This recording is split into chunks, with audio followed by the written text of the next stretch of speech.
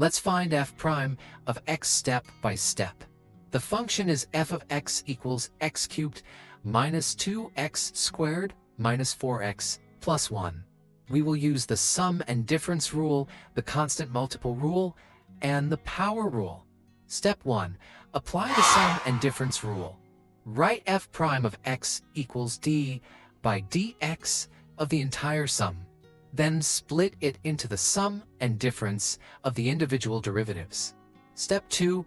Use the constant multiple rule. Pull the constants -2 and -4 in front of their derivatives.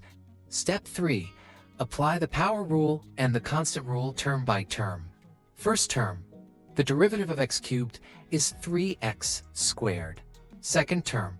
Take the derivative of x squared, which is 2x, then multiply by -2 to get -4x.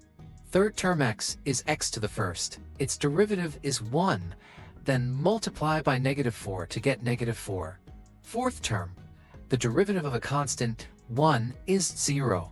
Step 4. Combine the results. Substitute each term's derivative back into f prime of x.